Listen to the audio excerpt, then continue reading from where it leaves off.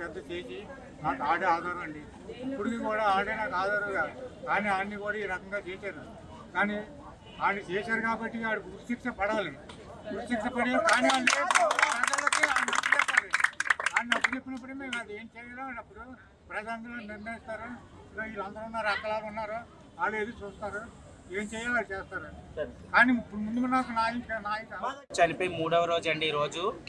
కానీ అతి దారుణంగా అతి కిరాతకంగా చంపారండి నిజంగాన. ఇది ఇప్పుడు వచ్చి స్టేట్లో కాదు, చాలా ఘోరంగా చేశాడండి తను.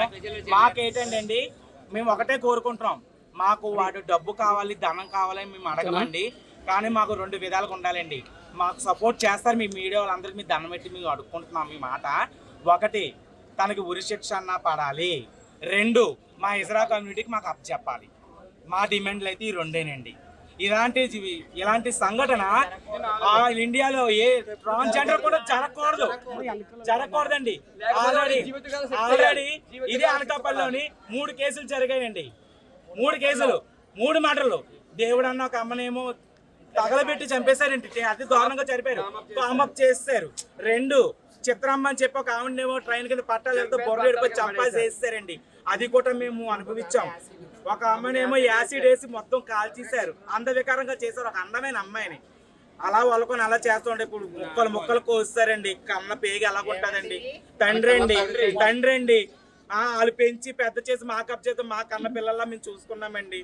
మేము కోరుకుంది ఒకటేనండి, ఉరిశిక్ష అనేది వేయండి, లేకపోతే మాకన్నా అప్పచెప్పండి. నిజంగా చెప్తున్నాం, ఇదేనండి మైజా కమిటీ గారు, ఇదేనండి మీకు కోరుకుంటున్నామండి.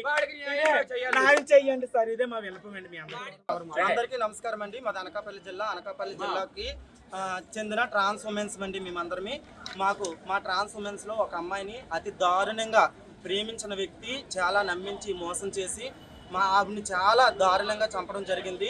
ఇప్పుడు మేమందరమీ కూడా మా కమ్యూనిటీలో ఉన్న పీపుల్స్ అందరిమీ కూడా ఈరోజు మేము ఎన్టీఆర్ హాస్పిటల్ దగ్గర మేము ధర్నా చేయడం జరుగుతుంది. మాకు న్యాయం ఏమీ కాదండి, వాడిని మాకు అప్పచెప్పండి. కోర్టు ద్వారా మాకు జరిగింది ఏమీ లేదు. తీసుకెళ్తారు, 3 నెలలు ఉంచుతారు, బాగా పెంచుతారు, బెయిల్ మీద వస్తాడు, కాళ్ళు రగరేసుకొని తిరుగుతాడండి. వాడు ఇంకొక ట్రాన్స్జెండర్ని మోసం చేస్తాడు. వాడి మైండ్ సెట్ అలాగనే ఉంటుంది. మేము డబ్బు పెడతాము, ధనం పెడతాము, వాడికి చూడలేని లగ్జరీ లైఫ్ మేము ఇస్తాము.